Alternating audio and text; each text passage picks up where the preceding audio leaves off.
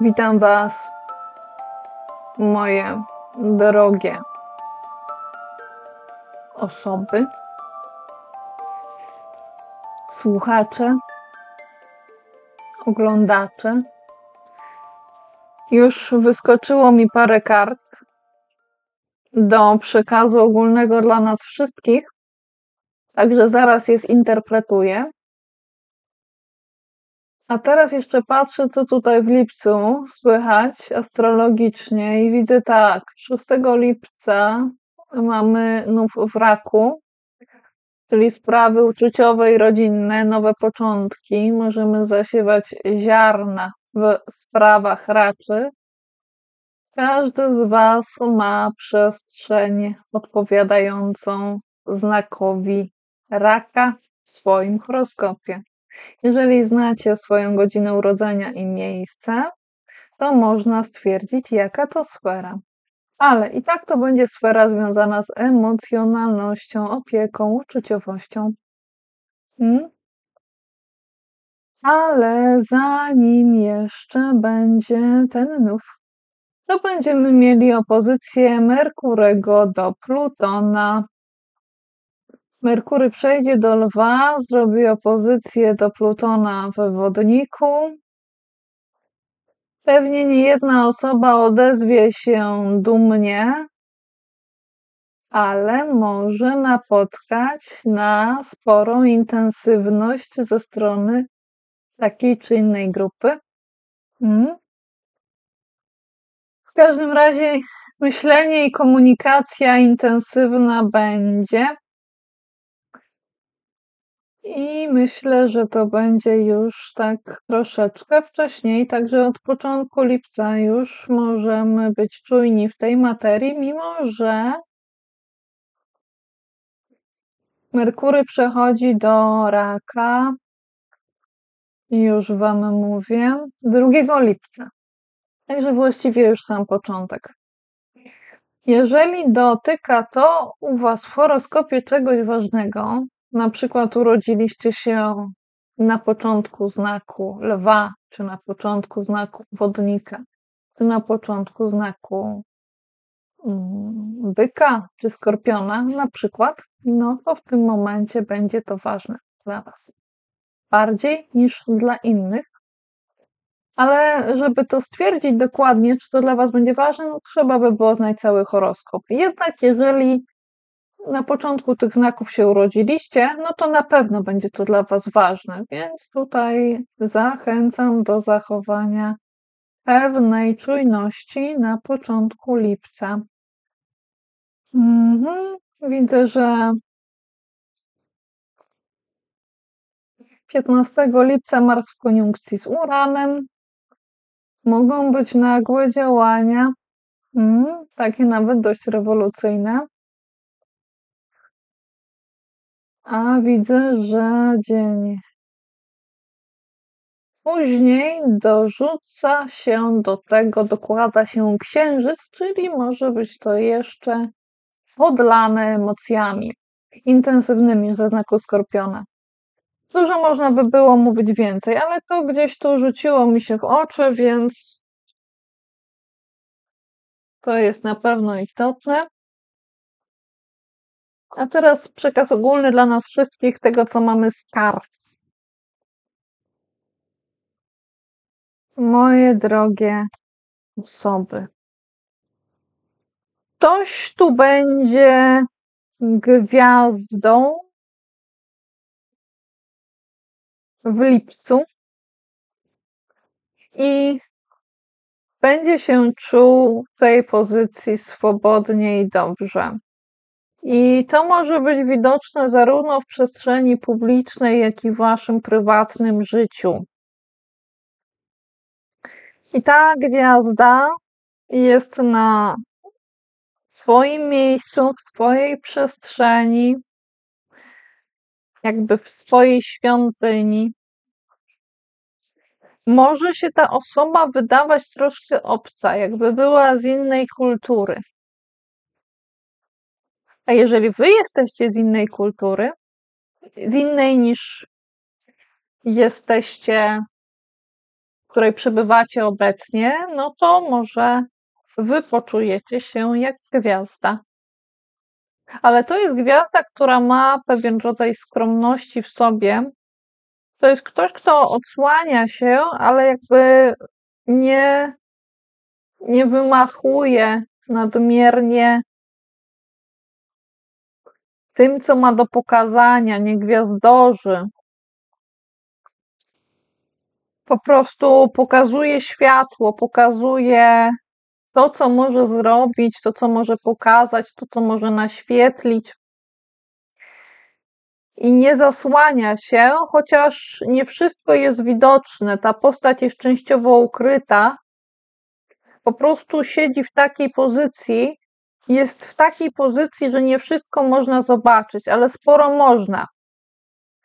Jakby znaleźć się w innym miejscu, w innej pozycji, gdzieś w innej przestrzeni, jakby gdzieś przyjść do tego miejsca tej osoby, to można by było zobaczyć więcej. Ktoś posiada sporą swobodę w tym, czym się zajmuje. To nie jest nowicjusz, ale to nie chodzi o to, że tu jest ktoś królem czy władcą. Po prostu jest ktoś w swojej przestrzeni, jak gwiazda na niebie. To może być jedna z wielu gwiazd, ale cały czas gwiazda. Na niebie mamy wiele gwiazd. Całe gwiazdozbiory. Moi drodzy, to jest istotne. A przy tej gwieździe, jakby nad tą gwiazdą, mamy kilka innych postaci, które powinny się zastanowić, jak podejść do różnych spraw, a może niekoniecznie jak podejść, tylko jak z nimi stać, jak z nimi być. Bo mamy tu kogoś, kto zwraca się w stronę uczuć, ale jest taki młodziutki i jest pewna niedojrzałość w zachowaniu.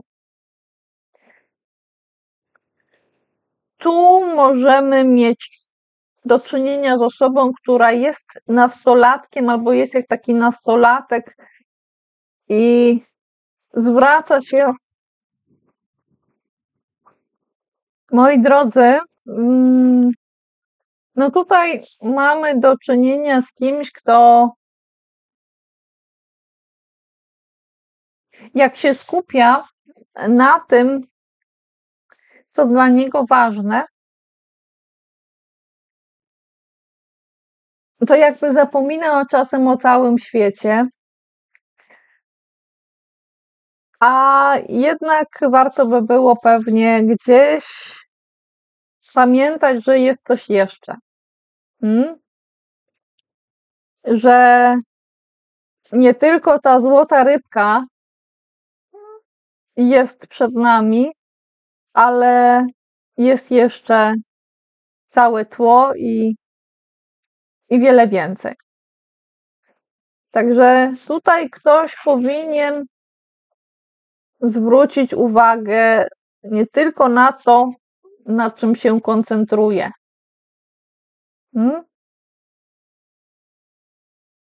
Mamy też do czynienia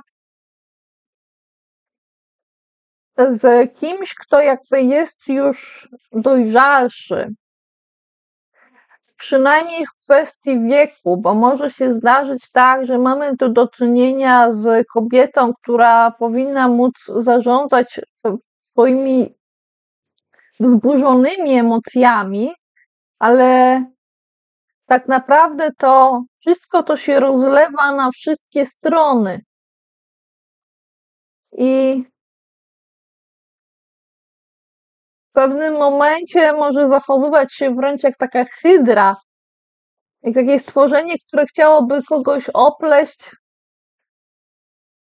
i przyczepić się, ale niekoniecznie w dobrej intencji. I ktoś może chcieć uciekać przed tymi mackami, jakby kogoś może chce opleść, mieć kontrolę, ale tu nie ma dobrych Właśnie nie chcę, widzicie, nie chciałabym mówić negatywnie, ale tu wygląda na to, jakby brakowało tutaj dobrych intencji w tym, więc to trzeba by było zwrócić uwagę na to, jeżeli byście znaleźli się w takiej pozycji jako ta osoba,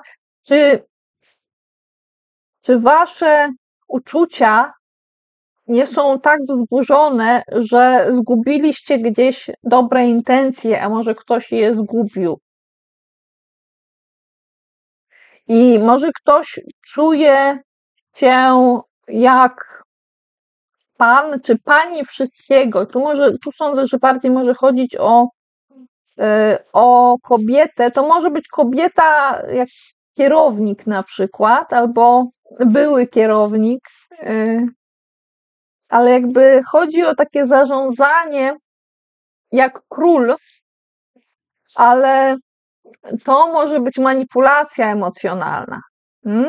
Więc to są wyzwania w lipcu dla dwóch typów ludzi, ewentualnie dla ludzi, którzy w innej pozycji są, w inny sposób reagują, będąc w takiej czy w innej pozycji.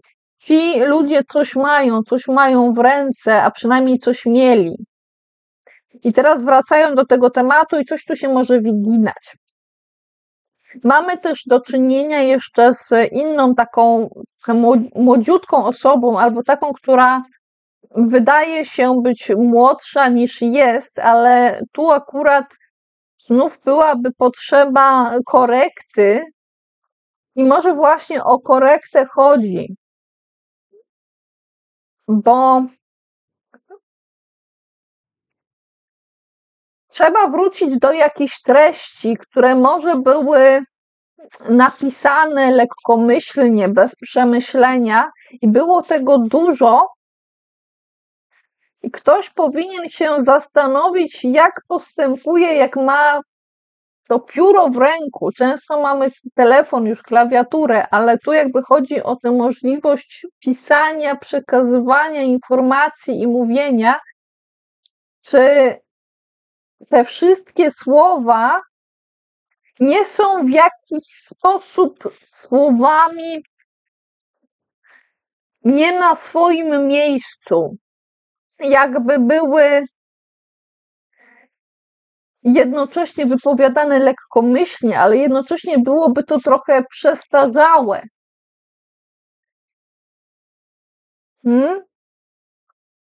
A może ktoś nie potrafi docenić wcześniej wypowiedzianych słów, które były ważne. Także te sprawy związane ze słowami, z pewną lekkomyślnością w wypowiadaniu są w lipcu istotne, moi drodzy. Ale ta gwiazda jest najważniejsza. Także takie sprawy mamy. I teraz barany. Barany, co dla was w lipcu? Możecie czuć się trochę rozproszeni, możecie nie do końca wiedzieć, w którą stronę najpierw się obrócić, żeby coś zrobić. Ale jak zrobicie sporo, to będzie możliwość świętowania. Nawet jeżeli coś wydarzy się niefortunnego, to i tak będzie można świętować.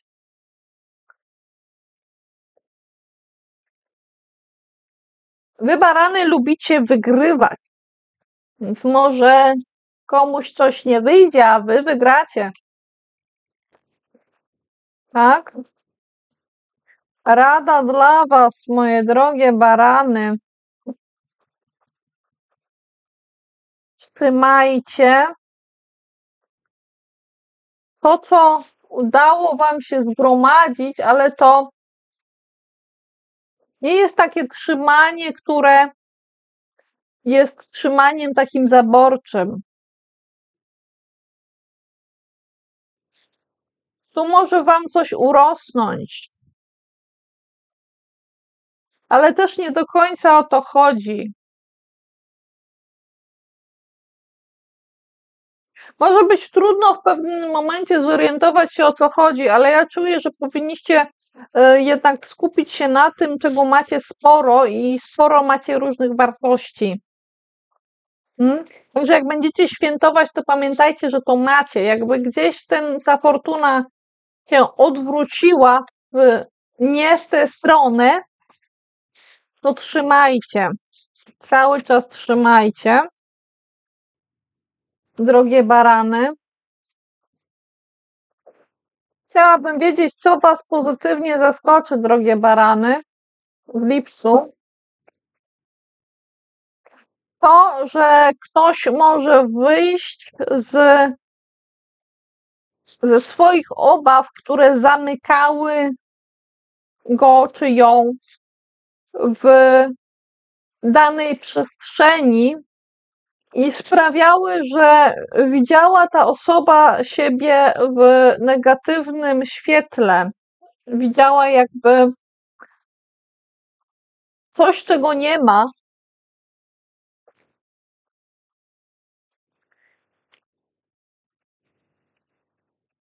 Taki pesymizm trochę. Możliwe, że ktoś się mocno czepiał tej osoby. I czepiał się, nie było to uzasadnione. I to sprawiało, że można było czuć się związanym i mieć ograniczone pole działania. Ale można się teraz z tego wyplątać, odplątać. Może ktoś jakby zwracał uwagę na mankamenty, które de facto nie są mankamentami, ale te słowa czy myśli gdzieś wiązały. I to Was pozytywnie zaskoczy, że można się z tego wyrwać. Tak?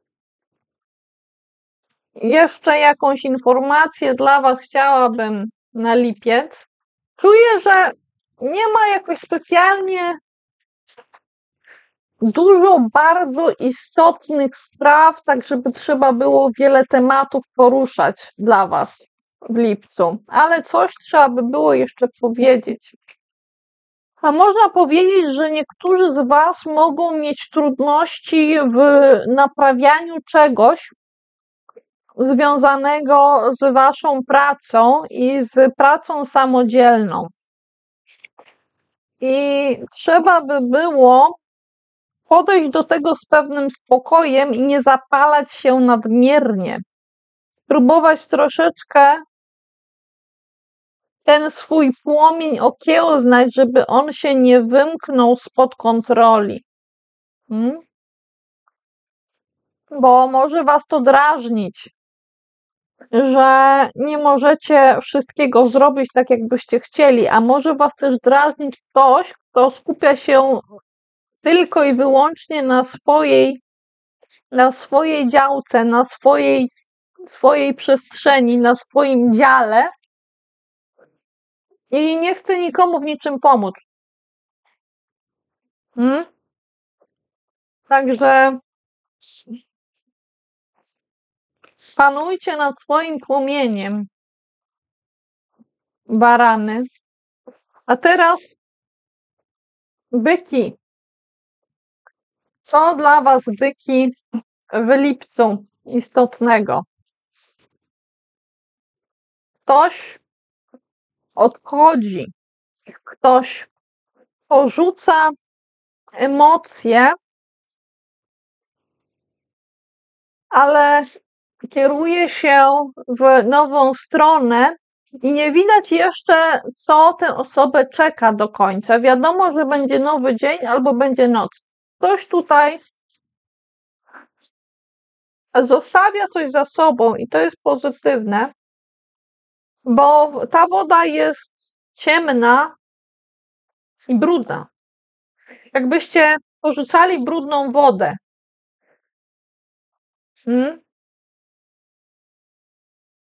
Jakby ktoś wychodził z bagna dosłownie i w przenośni.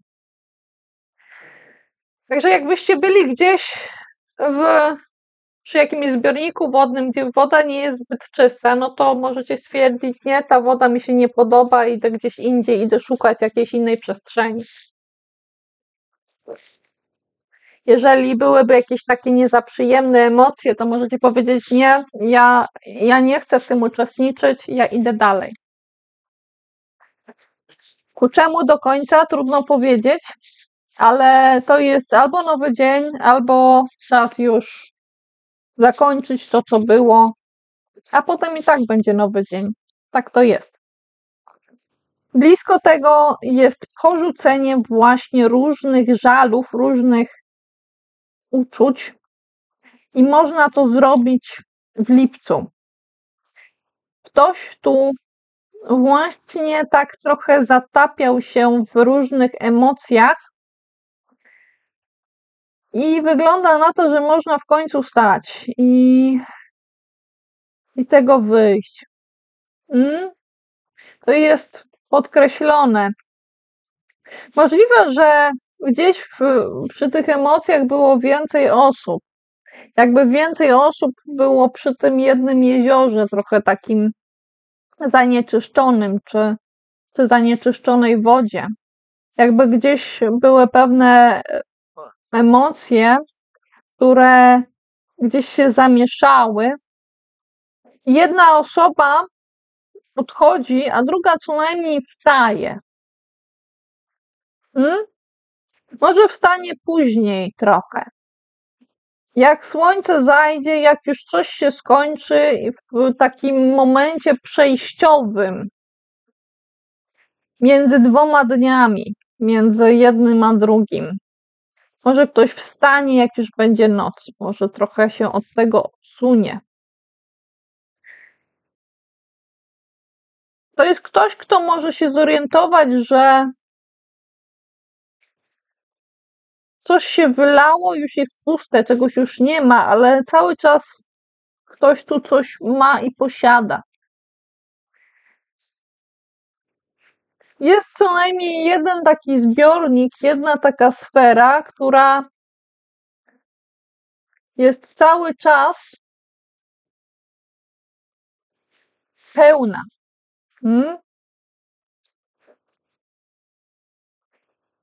I to wstawanie jest związane z porzuceniem jakiejś iluzji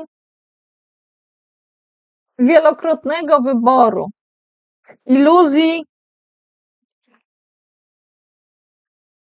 która mówiła tu wszędzie może być wygrana, tu się może okazać, że gdzieś tu wychodzi wąż i jest ząg, jest jak w dawnym teleturnieju. Może się wydawać, że wszędzie jest wygrana, ale tak to nie wygląda i ktoś jakby orientuje się w tym i porzuca tę iluzję, którą może ktoś próbował przedstawić jako możliwość, jaką ileś możliwości, a tak naprawdę tutaj były same niewiadome. I ktoś porzuca tę iluzję i może wstać. Rada dla Was, byki, na lipiec.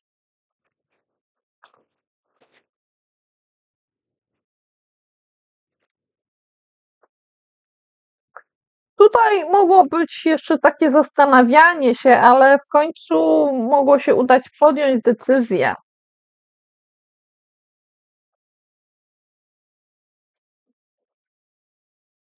Drogie byki, uważajcie na środowisko swojej pracy,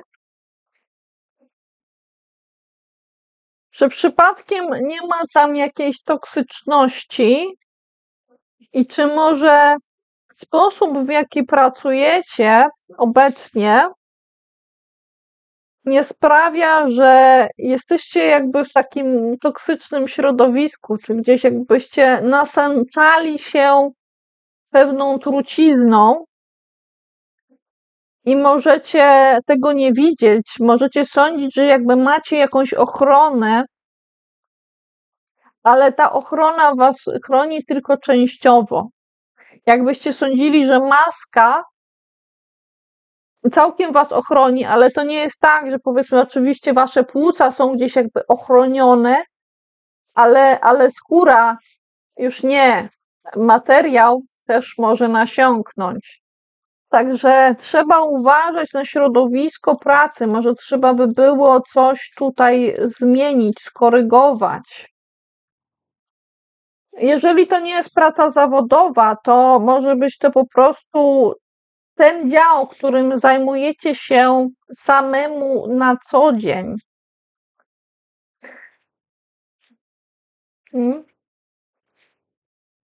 Może potrzebne jest jakieś oczyszczenie i może potrzebna jest czyjaś pomoc. Tak? Byki, na co powinniście być przygotowani i co was pozytywnie zaskoczy?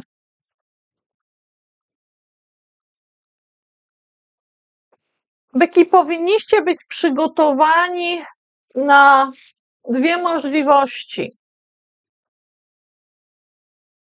Właściwie na trzy. Na to, że coś nagle zostanie wstrzymane i to będzie chodziło o działania, albo będzie nagłe przyspieszenie, ale może być też tak, że będzie nagłe przyspieszenie i nagłe wstrzymanie. Albo nagłe wstrzymanie, potem nagle do przodu. I to nie będzie nic nowego, to będzie coś, co już robicie od jakiegoś czasu.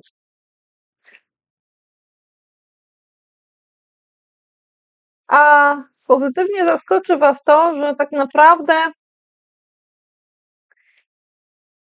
nie trzeba komuś czegoś dawać.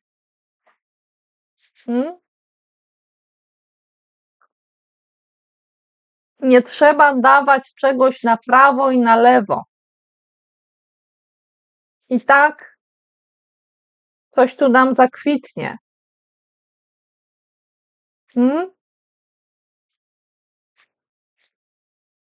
Byczki. Teraz bliźnięta.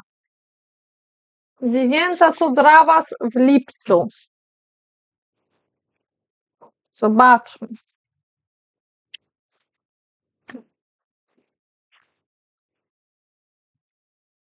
Dwa tematy.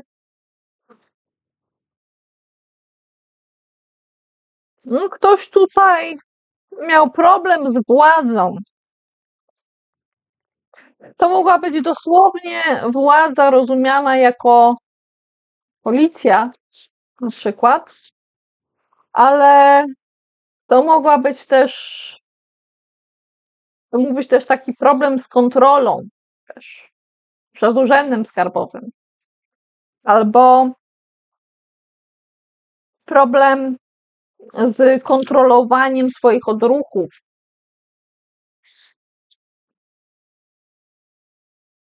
Z kontrolą swoich popędów, z kontrolą swojej agresji. Ktoś tu gdzieś przeistaczał się trochę jakby w diabła. I wyglądał tak dziwnie, że trudno było tu nawet rozpoznać jakąś postać. Jeżeli tak będzie dalej, no to będzie to już całkiem takie przesadne i to jest jakieś takie złagodzenie, to co ja mówię, tak?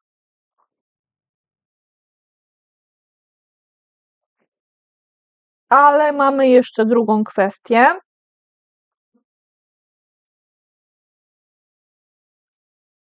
Chodzi o pracę. Ktoś tu nad czymś nie pracował, ktoś nie szlifował, ktoś nie tworzył, ktoś nie działał, ktoś nie rozwijał się, ktoś nie dążył do mistrzostwa, ktoś malował wykrzywiony obraz. Wykrzywiony obraz jakiejś osoby. Jeżeli wy malowaliście to, czy malowaliście siebie, czy malowaliście kogoś innego? Czy był to obraz wymalowany po mistrzowsku? Nie. To mogło być zrobione byle jak. Czy ktoś inny tak malował, tak pokazywał, tak uwidaczniał coś, tak coś przedstawiał, albo próbował nakreślić, że było to wykrzywione i nieprawdziwe, a przynajmniej nieprawdziwe w 100%. Ktoś tu się przyglądał i jakby zachowywał się tak, jakby chciał namalować tę postać. Ale pomimo swojego jakiegoś tutaj doświadczenia w danej dziedzinie czy wieku, to jednak ja czuję, że to nie jest malarz. To jest tak jakby ktoś przebrał się za osobę doświadczoną w danej dziedzinie, ale nią nie był. Jakbyśmy mieli nie tę osobę nie na tym stanowisku.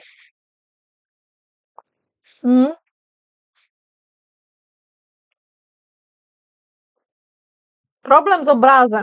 Jeszcze mi teraz przychodzi do głowy ten nasz radosny AI, gdzie te wszystkie palce się mieszają. Więc ten temat też może być dla Was istotny. Gdzieś ten obraz wykrzywiony jest, czy był. Teraz, drogie bliźnięta,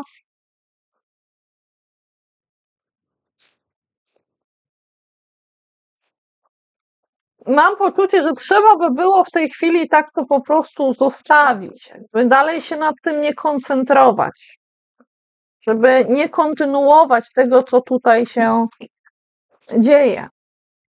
I to nie szukać jakiejś szczególnej rady, po prostu trzeba by było zauważyć, co było i jakby coś odłożyć, odsunąć. Co Was zaskoczy i co Was zaskoczy pozytywnie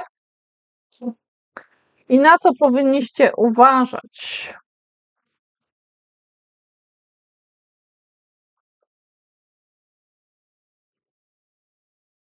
Zaskoczy Was ktoś, kto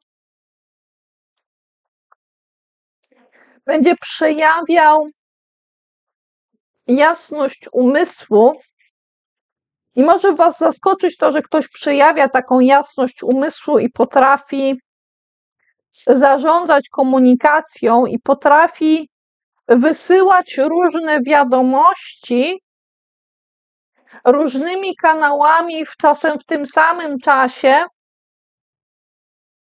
Może też wspierać się innymi osobami, może wskazywać innym osobom, co mają robić.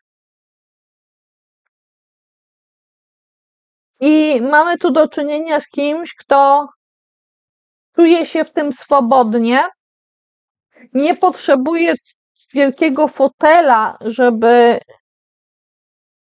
być zarządcą, żeby być jakimś kierownikiem, ale jest to ktoś, kto może się wspiąć wysoko. Dosłownie albo w przenośni, wejść na górę albo wejść na szczyt, właśnie w sensie tego, że zostaje jakimś na przykład kierownikiem, jakimś szefem, jakimś prezesem, etc. Pozytywnie zaskoczy Was ktoś, kto kieruje się na swojej drodze uczuciami i działa w związku z tymi uczuciami.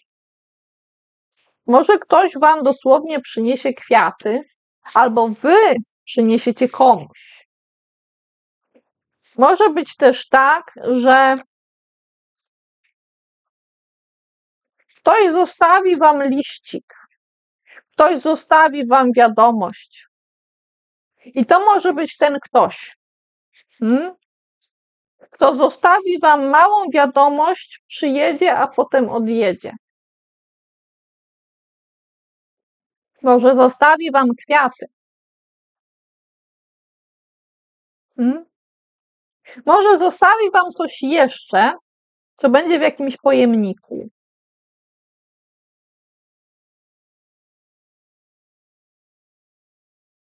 Mamy do czynienia z kimś, kto siedzi na miejscu i jednocześnie potrafi się poruszać.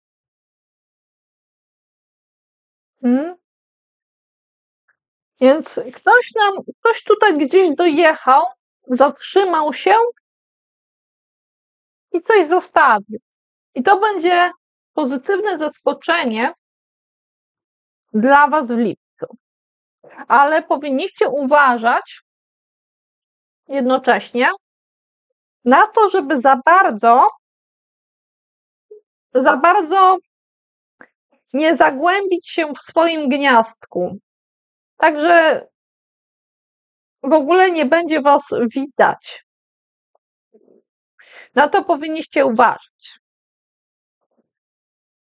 I jeszcze coś istotnego dla was, bliźnięta.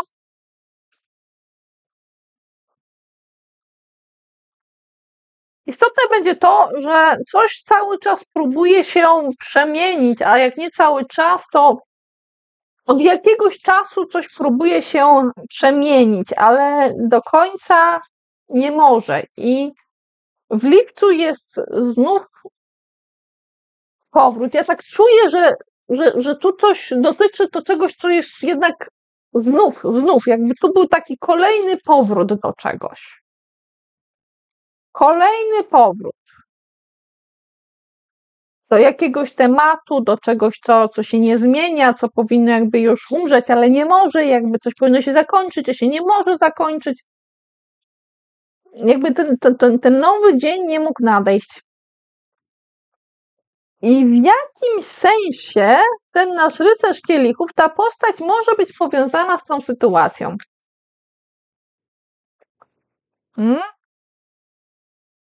Coś jeszcze odnośnie tego? Jest to związane jeszcze z jakimś brakiem decyzji, bo ktoś nie chce patrzeć do końca na rzeczywistość. I cały czas jest między jedną a drugą drogą. I uczucia z tyłu. Dobrze, bliźnięta. Teraz czas na raki. Raki drogie. O, coś już nam wyskoczyło. Ale weźmiemy coś jeszcze z innej talii. O, proszę. Też już coś wyskoczyło.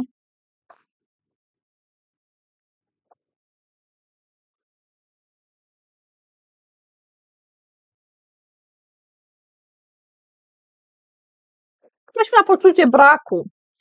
Być dosłownie jak poczucie braku finansowego. Ktoś może czuć, że jest jak biedak. Że mu się nie powodzi w kwestiach materialnych albo w kwestiach jakiejś wartości. Czegoś nie ma. Jakby komuś było trochę zimno, jakby brakowało butów. Jakby ktoś chciał gdzieś schować. Albo wy, albo ktoś dla was istotny w lipcu może taki być. Może być też tak, że są tutaj dwie osoby, które mają takie poczucie, ale są troszkę oddalone od siebie. Jakby na wpół zburzona konstrukcja częściowo oddzielała te osoby. Jakby coś było trochę jakby nadpsute, jakby było już jakimś takim gruzem do wywiezienia. Zobaczcie, tutaj są cegły, coś było budowane, ale to jest fragment jakiejś ściany. To się nadaje tylko do wyburzenia, bo to nie jest jakiś zabytek. I ktoś nie chce pokazywać swojej twarzy, może nie chce pokazywać tutaj tego poczucia czy żalu. W oddali widać jakieś konstrukcje, coś gdzieś jest dalej zbudowane. Może trzeba by było wstać i skierować się w stronę innych zabudowań. Ale jest na razie decyzja tylko taka, że ktoś przycupnął, a ktoś chyba ucina sobie drzemkę. Mhm.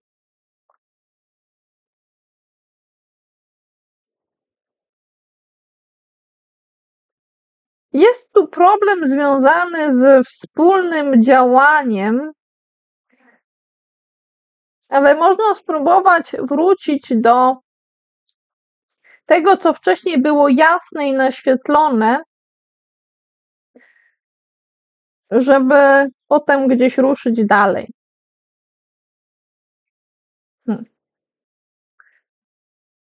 Widzę, że związane są z tymi tematami wiadomości, informacje, komunikacja sprawna, ale czasem zbyt szybka.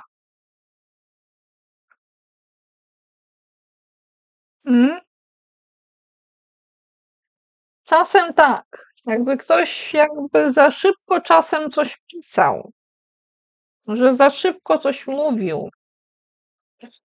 Moje drogie raczki, rada w tej kwestii dla was.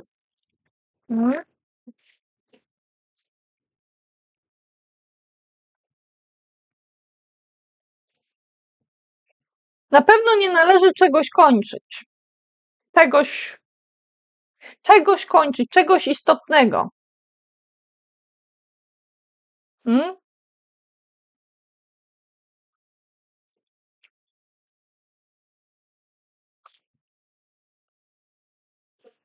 Związanego z kimś, kto wydaje się działać trochę zbyt lekkomyślnie i trochę niedojrzale.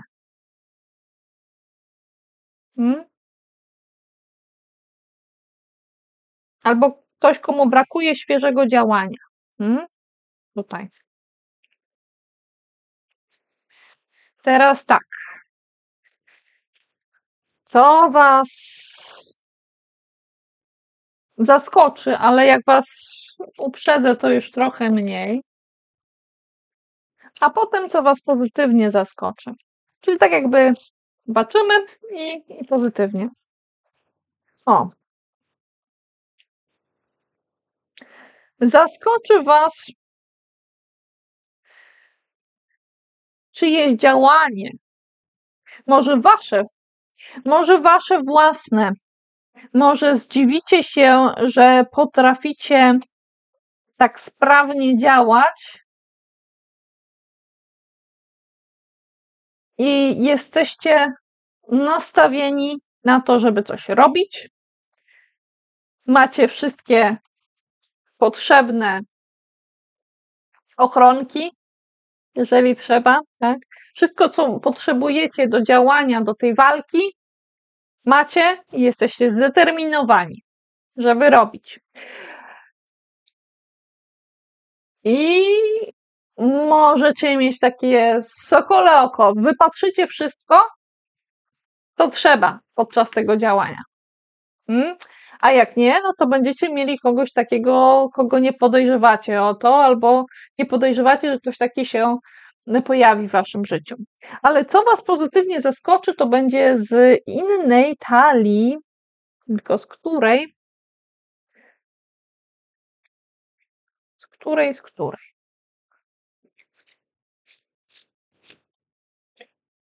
Możecie mieć przez chwilę jakiś taki niegroźny dylemat co do jakiejś decyzji. Ale ze spokojem do tego podejdziecie. Nawet jeżeli będziecie obserwowani podczas podejmowania tej decyzji. O! Pozytywnie was zaskoczy ktoś, kto ma taką władzę, że może wydawać się diabłem. Ktoś, kto potrafi wpływać na innych i może być nawet groźny.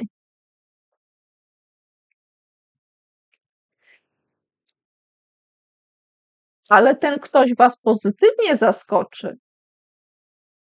Pozytywnie zaskoczy was władza tej osoby, wpływ tej osoby, kontrola.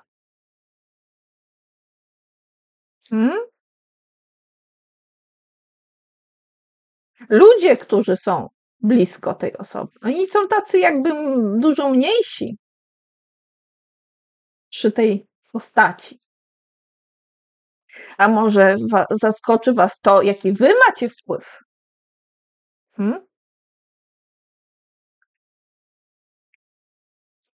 Niektórzy mówią, że tak zachowują się też ludzie, którzy są wielkimi pasjonatami czegoś. Są tak pochłonięci tą swoją pasją, że jakby mają na jakimś punkcie obsesję, ale tutaj ona jest jakby do wykorzystania.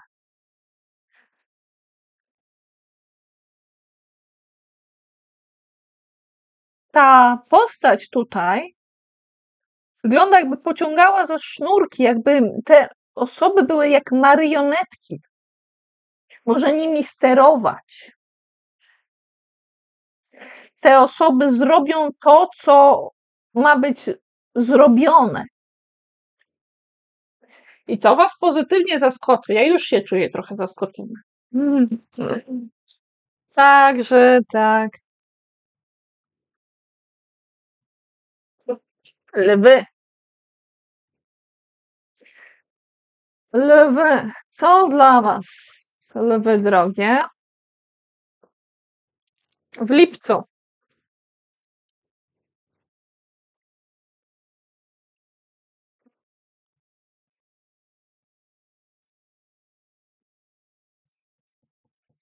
A do mnie przyszła taka piosenka Stary niedźwiedź mocno śpi. Jakbyście mieli do czynienia z kimś, kto potrafi tak drzemać, czasem chrapać, ale jednocześnie jest silny, jednocześnie jest mocny, może mieć trochę brzuszka, ale niekoniecznie. Może trochę jest taki umieśniony,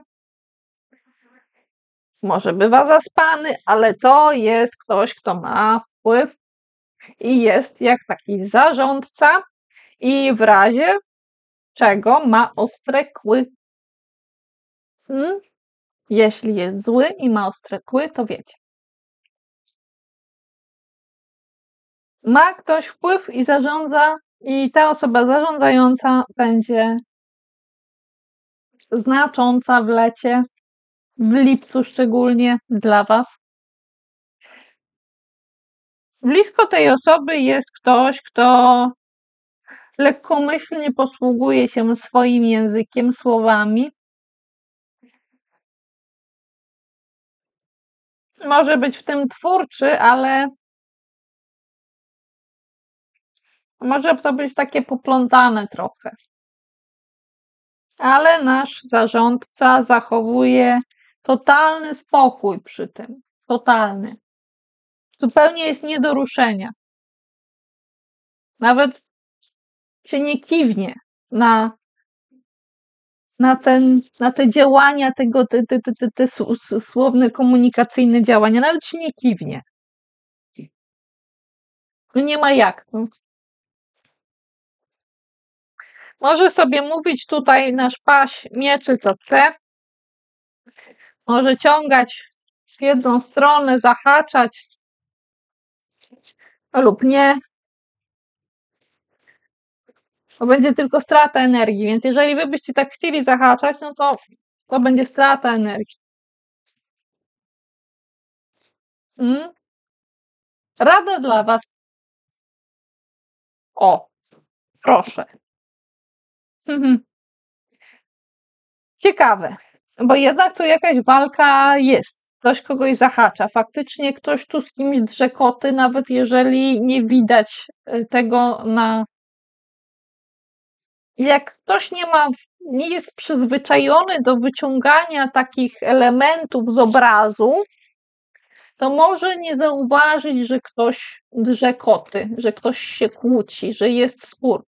Ale jeżeli po raz któryś widzicie jakąś sytuację, która jest pozornie zgodna, ale już niejednokrotnie widzieliście tę pozorną zgodę, to jesteście wyczuleni, możecie być wyczuleni na to, że jednak gdzieś ta kłótnia jest. I taka dla was rada, że jak będziecie widzieli tę pozorną zgodę, jak wszyscy się niby ładnie trzymają za rączki, to w lipcu patrzcie uważnie, co się dzieje. Tak? Czasem można powiedzieć coś pozornie miłego, a tak naprawdę to jest tak jakby pałką komuś, no, metaforycznie. Bo to jest piątka buław. Jakby tak ktoś próbował taką pałką, jakby się próbował okładać z kimś, jednocześnie tańczymy w kółeczku, trzymamy się za ręce i jesteśmy milutcy. A ignorujemy to, że tu gdzieś cały czas u podstaw jest spór. I są drapnięcia, jest kotłowanie się. To zwróćcie uwagę, zobaczcie, gdzie jest to kotłowanie się. Nie dajcie zwieść się pozorom. To jest też rada dla was. I teraz tak, co was zaskoczy? Lwy. I co was pozytywnie zaskoczy? Czyli po prostu, co was zaskoczy, zobaczymy. Trochę mniej, jak już mówiłam, rakom, jak już wspominam, to już trochę mniej was zaskoczy.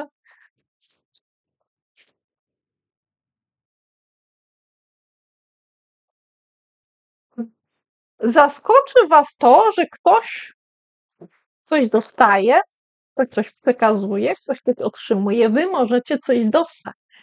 Jakby nie wiadomo skąd. Jakby gdzieś z chmur do was przyleciało. Jakaś wartość pojawia się nagle i możecie z nią coś zrobić. Jakbyście dostali ziarno, jedno dobre ziarenko, które możecie zasiać i coś z tego może wyrosnąć, albo to ziarenko jest zasiewane i coś potem może wyrosnąć, jedna jakaś wartość duża. Jak w ogrodzie.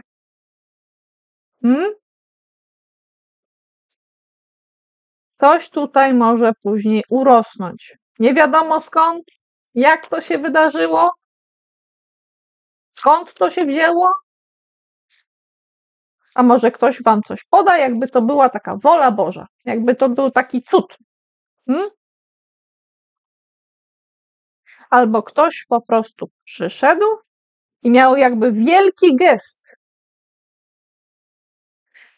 Różnie wam może się to wydarzać, że tak powiem. Może się różnie to może. Wiecie co, tak szczerze mówiąc, to myślę, że te wszystkie sformułowania mniej więcej będą do was pasować. Nawet jeżeli tak coś krąży wokół tego tematu, ale to jest jakbyśmy tak krążyli wokół tej wartości. Także tego się możecie spodziewać. Tego, o czym mówiłam i tak krążyłam przed chwilą. I to was zaskoczy. Ale to jest bardzo pozytywna karta. Także spokojnie. I pozytywnie was zaskoczy, to ciekawe, osoba, która to, że ktoś czegoś nie ogarnia, mówiąc kolokwialnie, trochę. To znaczy, mamy do czynienia z cesarzową, która jakby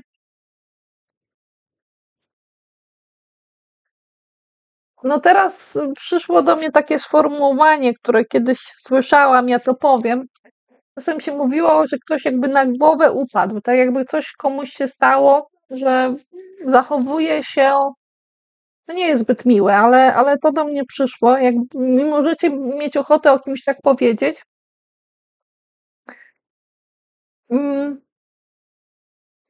po prostu ktoś zachowuje się w sposób może nieracjonalny, może trochę bezsensowny, może trochę na pewno niesprzyjający zarządzaniu tym, co się posiada, tym, co ma się jakby w swoim królestwie. Cesarzowa w pozycji odwróconej. Gdyby była w pozycji prostej, potrafiłaby świetnie zarządzać swoim ogrodem, swoją przestrzenią, swoim królestwem, tak trochę po macierzyńsku, ale jak karta jest odwrócona, no to nie. Jest jeszcze ewentualnie druga opcja, że ktoś wróci do jakiegoś rodzaju zarządzania, ale swoją przestrzenią taką, ale to jakby. Hmm, ale tu jest takie duże ale. Hmm? Coś jeszcze odnośnie tego? Co ciekawe, jest to związane jeszcze z kimś, kogo wylewają się emocje, powinien być już dojrzały i pewnie w jakimś sensie jest, ale w tym momencie te emocje gdzieś wychodzą. Mogą być też pewne manipulacje emocjonalne. Mhm.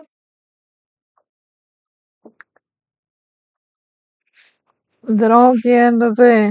Jeszcze coś na koniec wam wylosuję. Po prostu coś istotnego w lipcu. Właściwie to wylosuję wam z dwóch talii, bo tak czuję, że powinnam zrobić.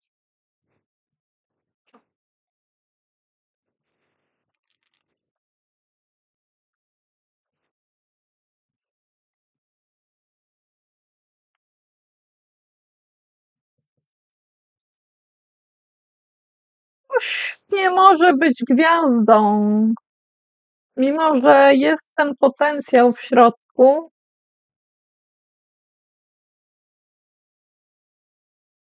Hmm, Jest to związane z tym, co próbuje niejedną osobę pochłonić, pożreć troszeczkę. Jakbyśmy mieli do czynienia z jakąś taką zabawą, która zaczyna być groźna. Nawet jeżeli ktoś się dobrze bawi, to trzeba uważać, żeby jakby się nie zatopił w tej zabawie, jakby mm, gdzieś go coś nie zjadło. Mm? Także trzeba. Co trzeba? No tutaj właśnie nie chodzi o to, co trzeba. To po prostu jest wskazanie, żeby mieć świadomość, że coś takiego jest. Może być w lipcu. Mhm. Dobrze. Lwy.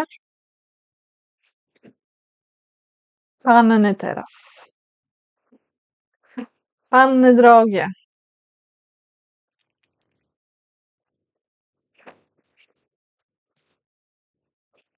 Ojej, panny uważajcie, macie dużo w rękach i może wam się coś wysypać. Uważajcie, żeby nie upuścić czegoś istotnego.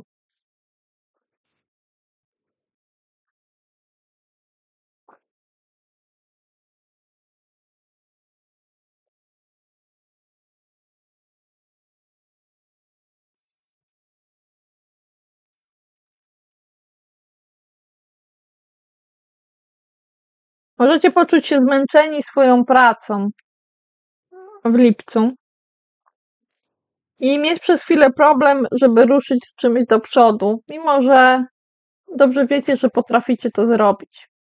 Potraficie zająć się tym, czym się zajmujecie. Ale może będziecie potrzebowali chwili oddechu. Więc jeżeli tak będzie, to dajcie sobie ten momencik. W lipcu będzie w waszym życiu istotna postać osoby, która jest dojrzała i potrafi zarządzać komunikacją i wskazywać, jak należałoby się komunikować, innym wskazywać. Może to dotyczyć nawet komunikacji takiej bardzo szerokiej, nawet globalnej. Hmm?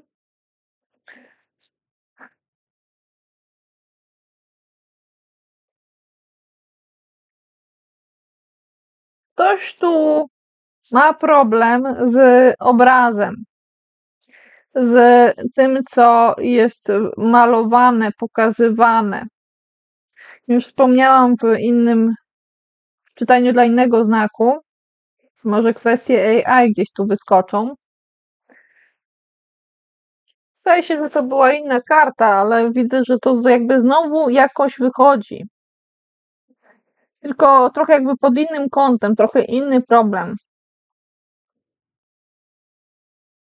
Może być widoczna iluzja, może być widoczny, wykrzywiony obraz.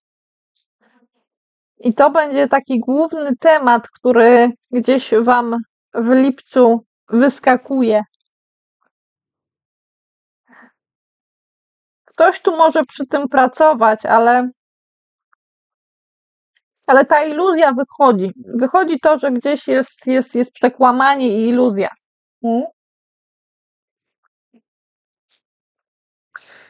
I będzie na to spoglądał król mieczy. Ten, kto potrafi zarządzać komunikacją. On będzie to widział, będzie patrzył na to spokojnie, poważnie i krytycznie jednocześnie. Trudno jest coś stworzyć tutaj w lipcu. Trudno jest stworzyć ten obraz, pokazać. Nie wszystko jest widoczne. Ktoś tu jeszcze pracuje nad tym, nad czymś, ale jest niewidoczny. I tu widzę teraz wyjątkowo dużo tych rąk, nie wiadomo kto co, więc tak powiem, znowu mi ten temat AI-owy wyskakuje, bo tam zwykle bywa za dużo palców, czasem za dużo kończyn. Nie wiadomo, czy za tym stoi człowiek. To w lipcu będzie dla Was temat. Czy za tym stoi człowiek, czy za tym stoi jakiś system, czy za tym stoi jakiś program? Czy tam faktycznie za tym obrazem, który widzicie, stoi człowiek? Czy tam jest bot? Też tak może być. Także moje drogie panny, nie wszystko można tu zobaczyć, ale widać to, że nie wszystko można zobaczyć. To jest jasne. I jest z tym związany problem z współpracą w działaniu. Jak to połączyć wszystko, żeby działać? Może trzeba będzie wrócić do jakichś wcześniejszych koncepcji czy pomysłów, które były przedstawiane przez dwie osoby, albo dwóch koncepcji przedstawianych przez jedną. Jeżeli były to dwie osoby, to one musiały działać tak naprawdę spójnie razem ze sobą, wspólnie jakby były jak jeden mąż. Rada dla Was w tej kwestii tutaj, związanej z tymże obrazem. W tej chwili nie ma co budować jakiejś nowej konstrukcji z tym związanej. Można wracać trochę do jakiejś poprzedniej koncepcji związanej z tym, jak to było poukładane, ale w taki lekki sposób i działać w jakichś swoich ramach. W tych ramach, co wcześniej. Ewentualnie można spróbować tak się z kimś połączyć, żeby być jak jedna wielka rodzina trochę. A jak nie wielka, to przynajmniej jakaś jedna wielka. Chociaż to wielka gdzieś wychodzi. I powinna być w tym serdeczność i uczuciowość. I dobre emocje. Także nie chodzi tu o finanse tak bardzo, tylko o tę wspólnotę.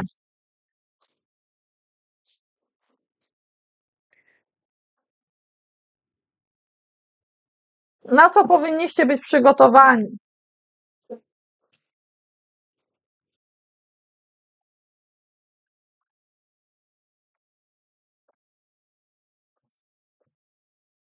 Musicie być przygotowani, powinniście być przygotowani na różne trudne działania na różnych polach i na to, że trzeba będzie działać, nawet jeżeli będzie jakby mniej rąk do pracy. Nawet jeżeli jesteście na wyższym stanowisku, to może się okazać, że sami musicie poruszać się w jakiejś materii, sami musicie działać i inne osoby, które jakby są wyżej, muszą działać, bo jakby może brakować osób, które taką zwykłą pracę wykonują.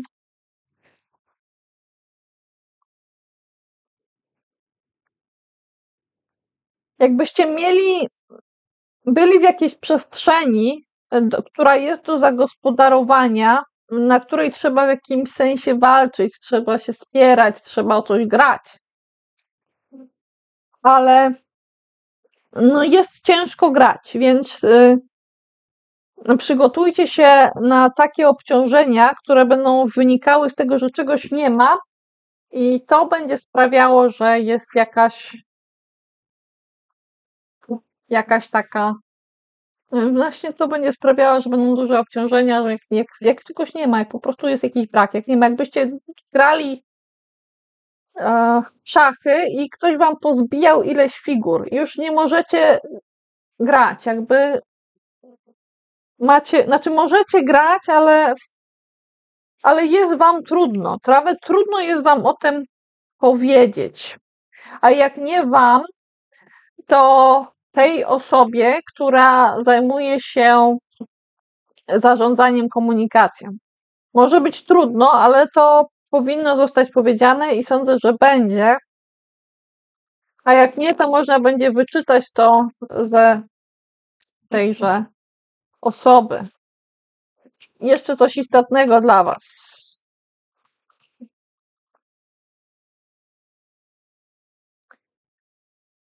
Może pojawić się ktoś, kto będzie wyglądał trochę dziwnie, ale jednocześnie uroczo i może chcieć Wam zaoferować coś wartościowego, co sam posiada. Albo możecie być to Wy. Także bądźcie czujni. Możecie do kogoś przyjść, albo ktoś może do Was przyjść. A teraz wagi. Wagi drogie.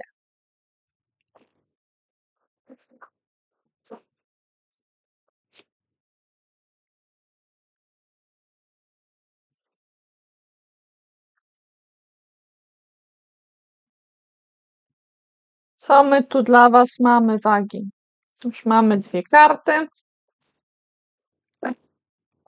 W tej talii akurat widać, że są one w pozycji prostej, ale jeszcze nie wiemy, co to są za karty.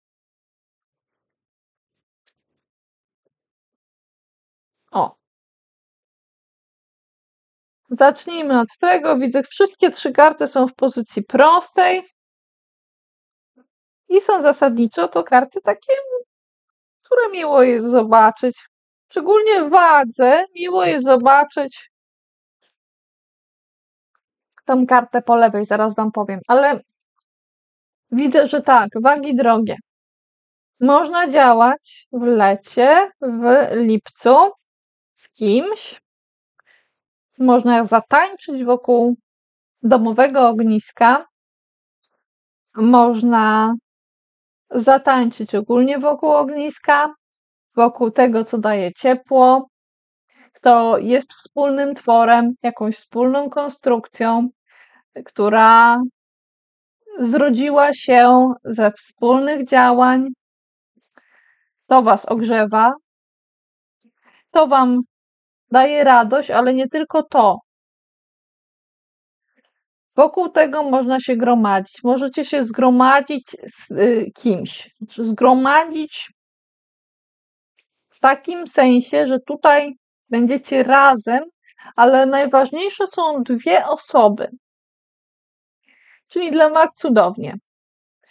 Wraz z partnerem, z partnerką możecie wokół tego tańczyć. Ewentualnie wasze dwie strony gdzieś mogą się po prostu łączyć w jedno w momencie, kiedy zajmujecie się daną dziedziną. Tu można rękę podnieść, tu można zatańczyć, tu można spojrzeć na drugą stronę, tu można się uśmiechnąć. Strój jest raczej wygodny, lekki, znaczy może nie lekki, ale wygodny. Nie musicie dbać o wszystkie szczegóły związane ze strojem. To jest ogólnie coś takiego, co macie swobodnego. Tak? Tu nie ma jakichś drobiazgów, jakichś nie wiadomo jakich ozdób i one nie są potrzebne, żeby wzajemnie z sobą działać i czuć się dobrze. Ktoś może być przy tym, ktoś może się temu przyglądać, to może być ktoś, kto jakby przechodzi obok, to może być zwierzątko, które gdzieś niedaleko spaceruje przy was, kiedy się bawicie, kiedy tańczycie wokół tego ciepła. Blisko tego jest właśnie działanie, również takie osobne.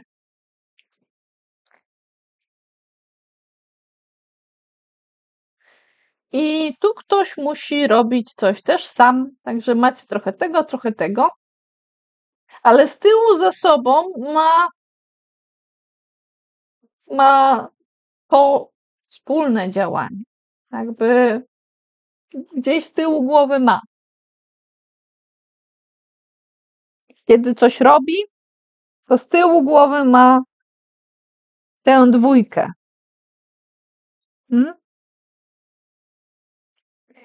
To jest ktoś, kto działa jakby gdzieś zmierzał szybko konno albo samochodem, albo jakimś innym środkiem lokomocji, ale w tym miejscu niekoniecznie go potrzebuje.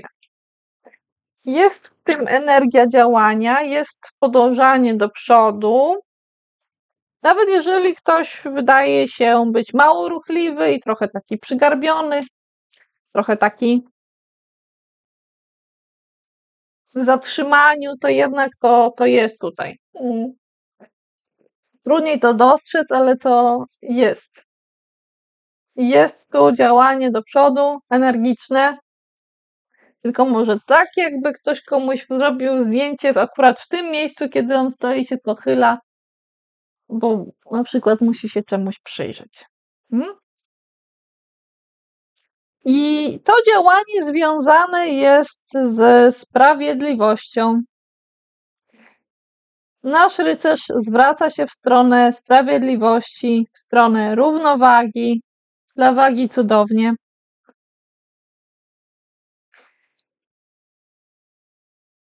Można mieć wrażenie, że sprawiedliwość jakby się trochę zestarzała, ale tutaj to jest taka sprawiedliwość, która wskazuje równowagę, która powinna być równowagą od wielu lat.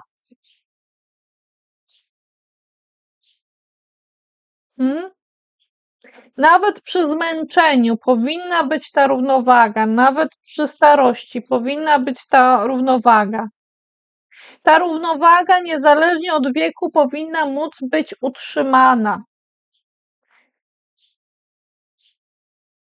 Ta sprawiedliwość trzyma równowagę cały czas. I cały czas ma miecz sprawiedliwości, cały czas. Nawet jeżeli mamy tutaj postać kobiety, która wydaje się być bardzo zmęczona, to cały czas jest sprawiedliwość. I w razie potrzeby może użyć miecza i coś odciąć, coś przeciąć, coś zakończyć. Cały czas ktoś jest na swoim stanowisku, na swoim tronie. Teraz tak, wagi.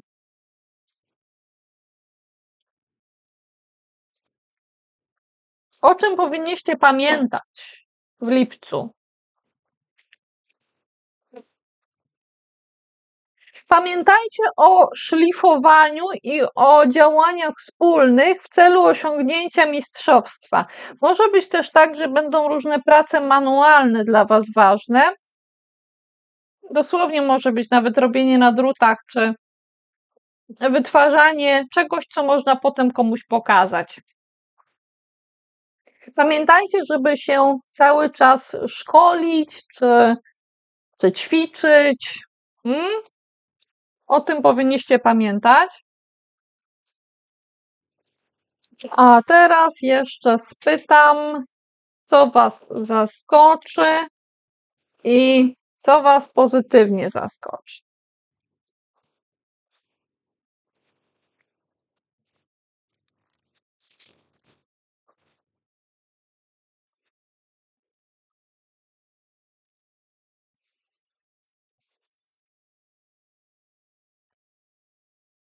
Zaskoczy Was to, że nie ma jakiegoś połączenia dwóch gwiazd. Jakby w danym czasie nie ma jakiegoś blasku, albo pojawia się on w takim momencie, w którym się nie spodziewaliście. Coś jeszcze odnośnie tego. Jest to związane z porzucaniem jakiegoś obciążenia.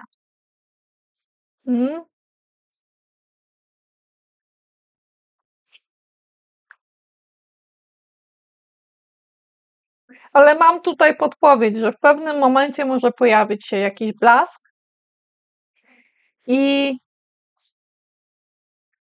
to jest blask pozytywny, blask energii. Można porzucić jakieś obciążenie i w tym momencie ten płomień może urosnąć, jakby więcej energii można mieć przy mniejszym obciążeniu, przy mniejszym wysiłku.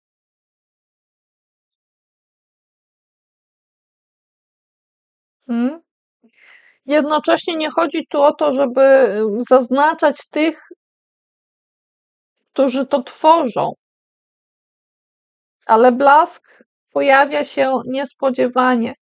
Ten blask może mieć jakiś związek z przeszłością, z czymś, co gdzieś było związane już z waszym życiem. A pozytywnie was zaskoczy to, że ktoś może być nadmiernie wylewny.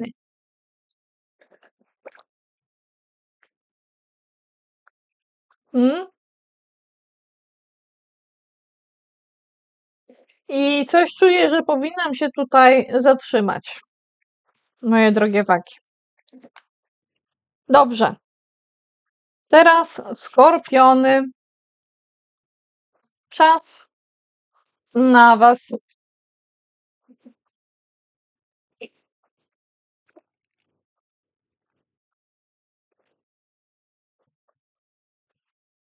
No, zaczynacie w pewnym blasku.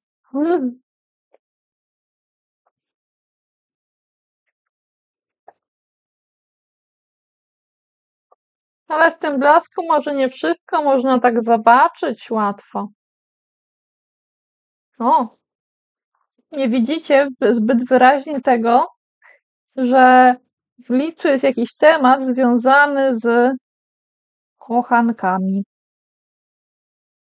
To może być umiłowanie czegoś, wcześniejsze umiłowanie czegoś, czy jakaś dawna para do was wraca, jakieś dawne partnerstwo.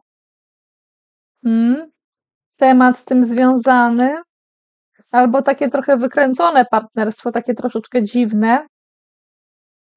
Jakaś dziwna bliskość. Coś, czego nie do końca widzicie.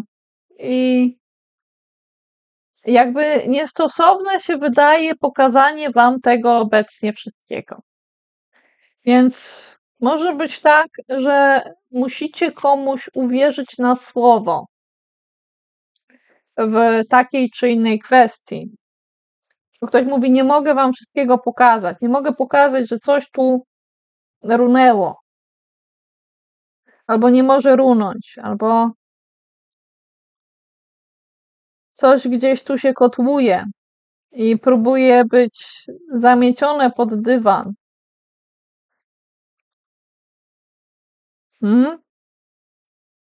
Blisko tego jest szlifowanie i wspólne dążenie do mistrzostwa, i możecie mieć poczucie, że ktoś próbuje opierać się na tym, co wy macie w głowie i wpływać na wasze myślenie w momencie, kiedy wy robicie swoje.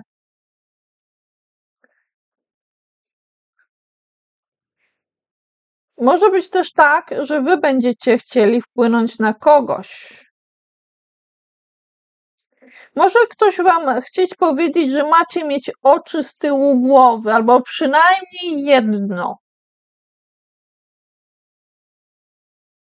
Możecie być sfrustrowani, jeżeli ktoś będzie wymagał od was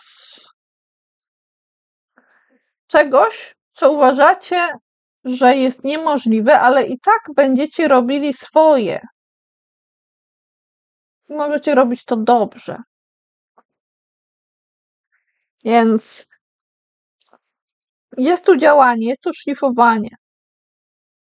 Ewentualnie może się zdarzyć też tak, że jakaś jedna strona w was, taki wasz krytyk, próbuje wam troszeczkę wejść na głowę. I gdzieś tam sobie mówicie, że cały czas musicie coś poprawiać, ale w tym momencie jest okej, możecie poprawiać, możecie robić.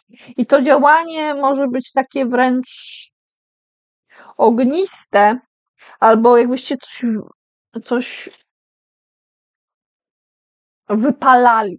Możecie dosłownie coś wypalać, jak wypalanie z gliny. Możecie robić jedno za drugim. Jak na taśmie produkcyjnej, ale jakbyście byli tak zaangażowani w to, przygotowani, 2 ręce na pokład, koncentracja i robicie. Ewentualnie możecie kogoś takiego obserwować. Ktoś tutaj robi taśmowo jedno za drugim, jest wartościowe działanie, a ktoś tu szlifuje jakiś jeden temat. Z jednej strony to, z drugiej strony tamto.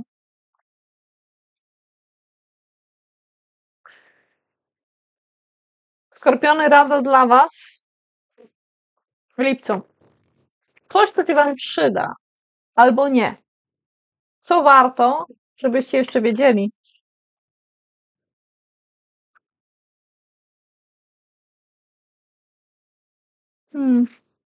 Warto, żebyście zwrócili uwagę na drobne uszkodzenia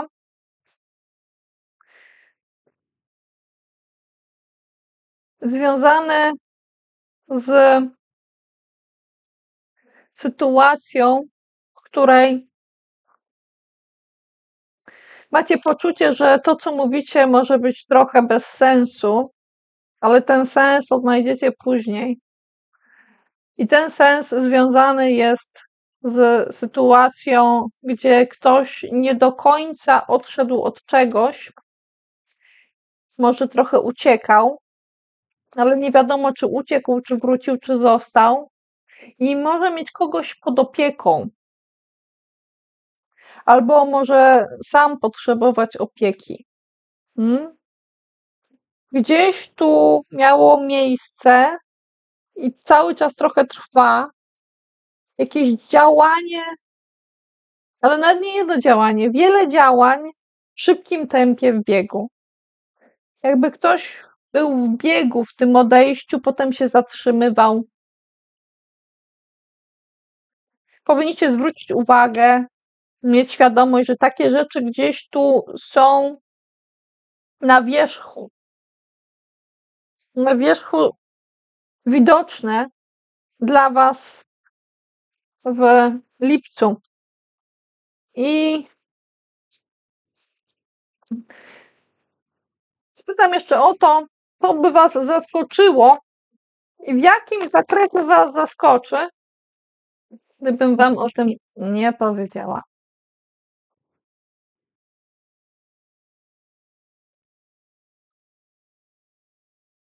Coś puszcza.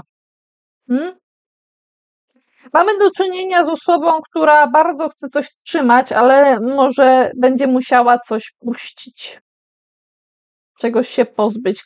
Kurczowo się trzyma wszystkiego to, co ma, ale będzie musiała puścić coś. Teraz strzelce.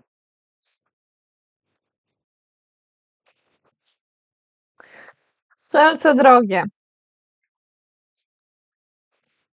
Co dla Was?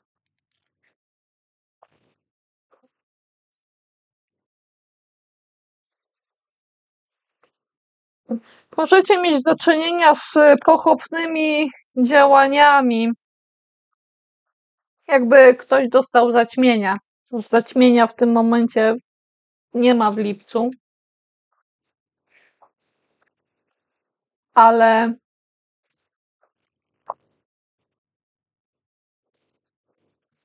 uważałabym na Waszym miejscu, szczególnie na przykład podczas nowiu. O nowiu mówiłam na samym początku nagrania.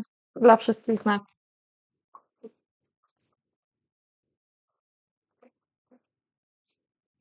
Te działania, takie trochę nierozsądne podejście też może być związane z tematem dotyczącym przeszłości w rodzinie. I to nie chodzi o kwestie materialne, tylko kwestie emocjonalne.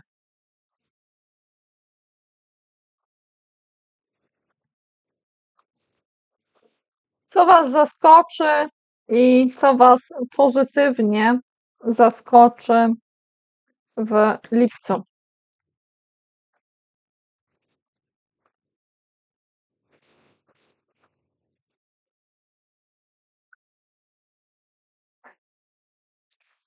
Zaskoczy Was to, że będziecie musieli, że ktoś będzie wyglądał cały czas, jakby walczył, ale tak naprawdę to się wstrzyma się w swoich działaniach. Bo już wiele walk stoczył i jakby teraz czuję, jakby pod kopułą komuś tak prawie się obrzęk zrobiło się tak gorąco i jakby napukła ta głowa pod tym hełmem i trzeba było się zatrzymać, bo tak nie można dalej. Więc ktoś tu się wstrzymuje, jakby nagłe było zmrożenie. I teraz odpoczywamy. A pozytywnie zaskoczy Was to, że ktoś, kto nie za dobrze zarządzał różnymi działaniami, wstrzyma się z tymi działaniami, jakby mu zabrakło właśnie energii. Może chodzić o tę samą osobę, albo to mogą być dwie różne. I to wstrzymanie możecie uznać za pozytywne.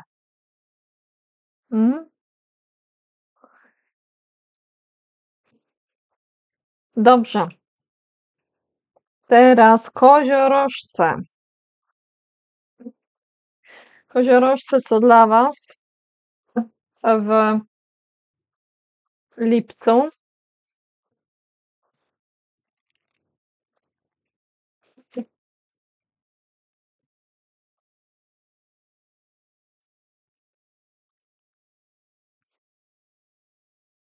O, macie koziorożce w swoim rozkładzie kogoś, kto potrafi się komunikować i zarządzać komunikacją, że w lipcu ktoś taki będzie, Wy lub ktoś istotny dla Was, ktoś, kto ma jasność myślenia i wykorzystuje komunikację i myślenie jako swój oręż. ale to jest też troszeczkę jak berło, które może wykorzystać jak taki wskaźnik do tego, co należy zrobić tu czy tam w kwestiach komunikacyjnych.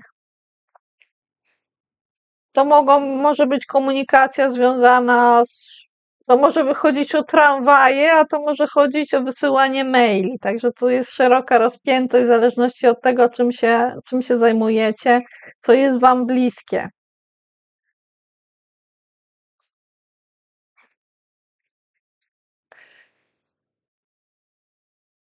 Będzie pewien dylemat związany z tą komunikacją. Dwie strony mogą się trochę jakby próbowały się ścierać. Dwa spojrzenia i ten dylemat będzie wymagał rozwiązania. Jeszcze może się nie udać rozwiązać tej sprawy w lipcu, ale już widać o co chodzi.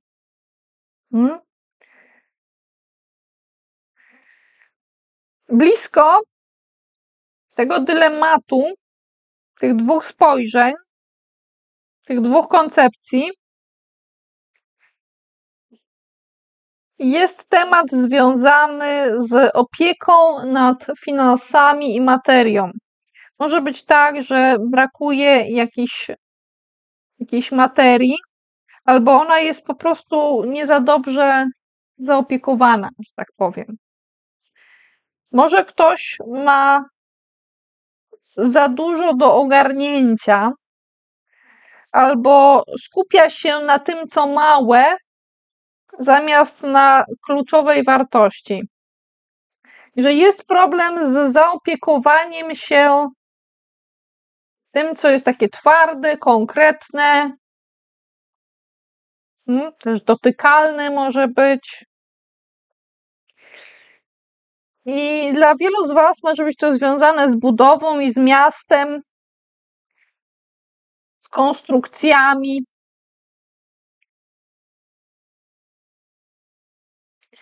Tu może być ktoś, kto powinien jakby zaopiekować się tymi, którzy są pod jego władzą, czy pod jej władzą, ale nie bardzo to robi, albo to działanie wymaga jakiejś korekty czy zmiany i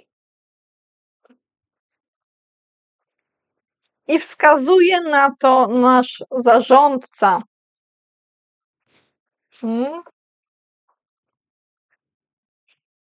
Ma tego świadomość. Teraz wodniki. Wodniki, co dla Was?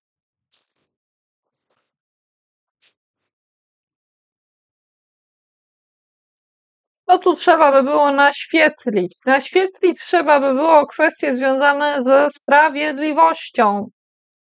Sprawiedliwość jest dla Was ważna w lipcu. Trzeba o niej mówić. Nawet jeżeli jest Wam trudno, nawet jeżeli czujecie się gdzieś tam zmęczeni. Sprawiedliwość dla Was to sprawa kluczowa w lipcu.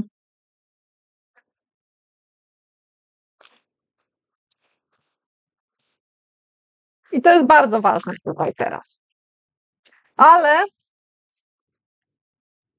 jeżeli macie jakieś sprawy, które wymagają w tym momencie jakiegoś takiego szczególnego zaradzenia w danym momencie, teraz Wam powiedzmy na przykład przychodzą do głowy, jak o tym mówię i Wy mnie słyszycie, to co moglibyście, rada dla Was w tej kwestii w lipcu teraz?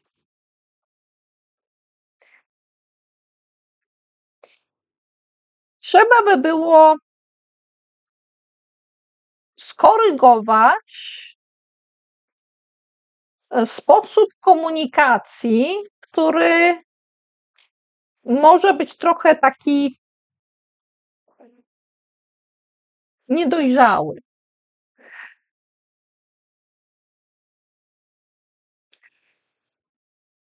Możliwe, że trzeba by było wrócić do słów, które się wcześniej wypowiedziało i coś z tym zrobić na nowo. Może do tego, o czym się myślało, i było to takie wtedy świeże, jakby zaczęło się dopiero jakąś dziedzinę i może porzuciliście na przykład tę dziedzinę. Trzeba by było wrócić może do czegoś takiego, przy czym mieliście właśnie sporo wątpliwości, ale to może wam pomóc, jak jednak wrócicie do tego, gdzie może czuliście się, jakbyście mieli tylko krótkie spodenki, sandałki i ewentualnie teczkę, a może nawet misia pod pachą.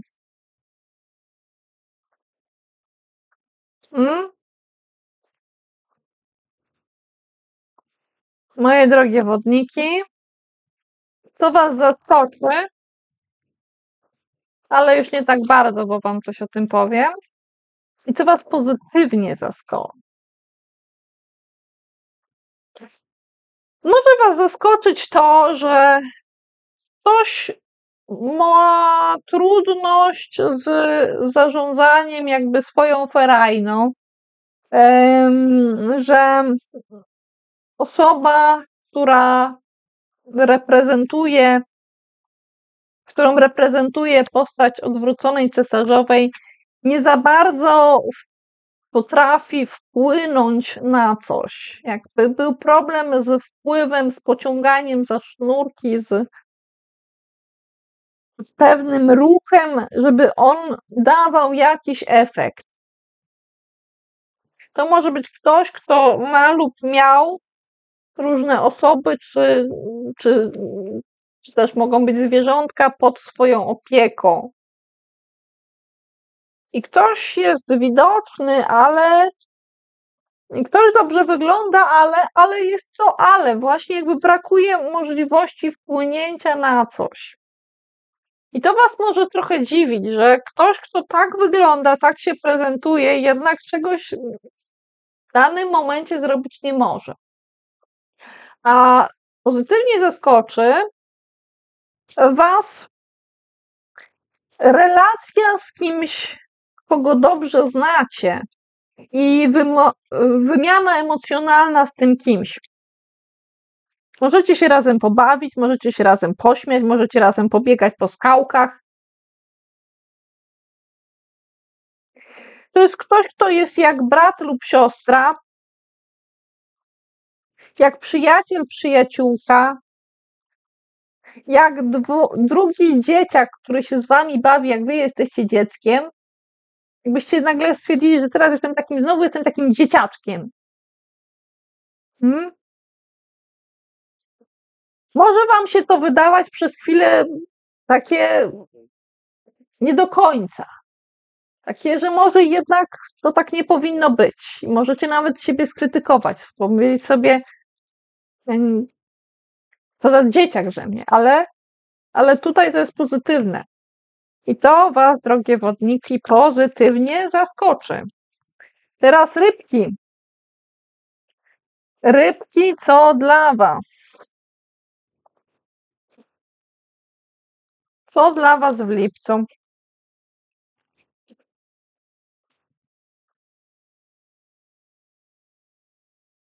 Może być tak, że światło, które do was dociera, to co jest jakby naświetlone, może wcale nie sprawić,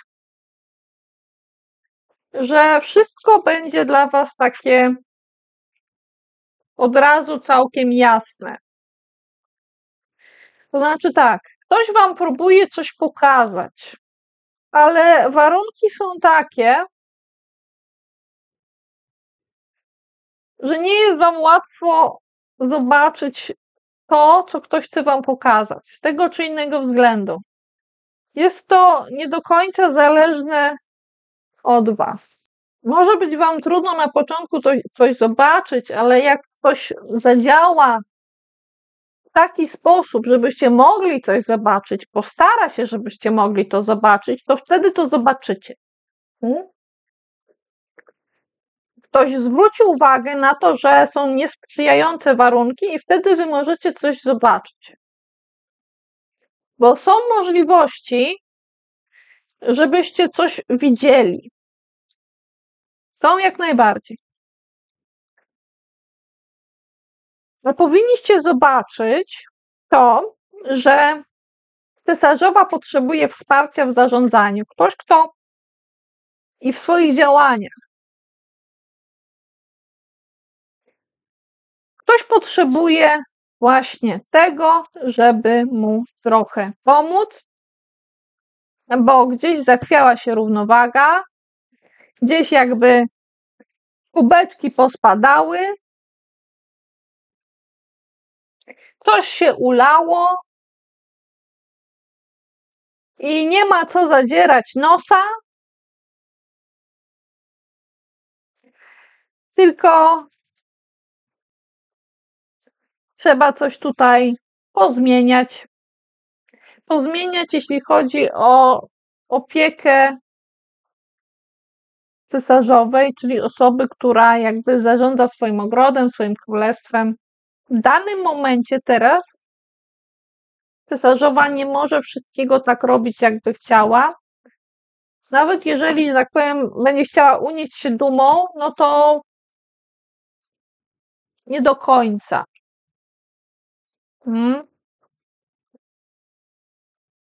Brakuje jakiejś równowagi tutaj. Brakuje pewnego rodzaju umiarkowania.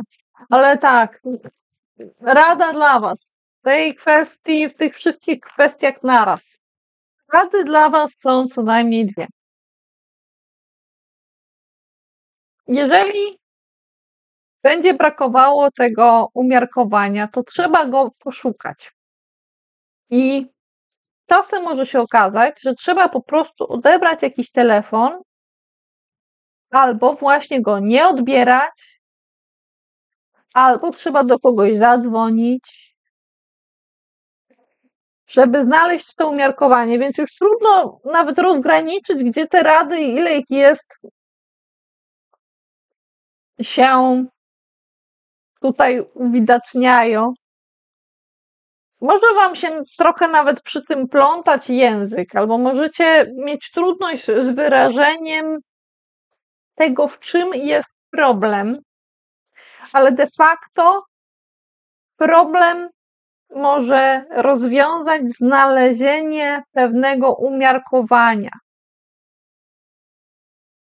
Żeby nie było czegoś za dużo i żeby nie było czegoś za mało.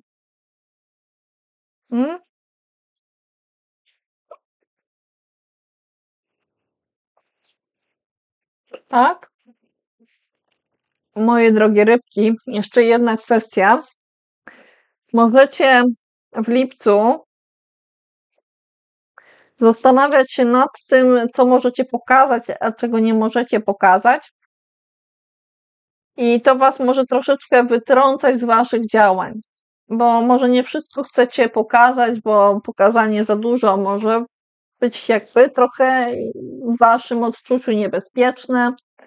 Więc to was może trochę wytrącać, ale chciałabym jeszcze wyciągnąć dla was dwie karty z informacjami takimi, co was zaskoczy i co was pozytywnie zaskoczy.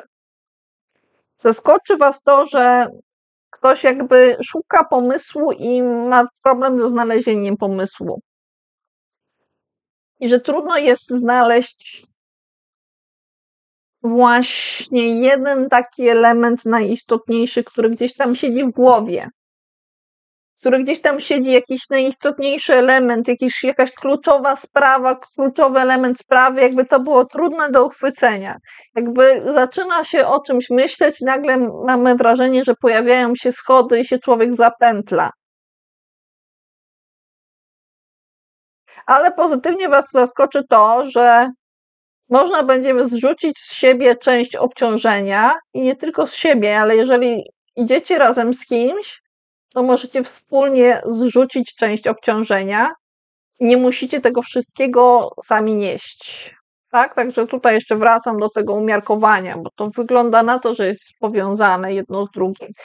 Drogie rybki, dzięki wszystkim.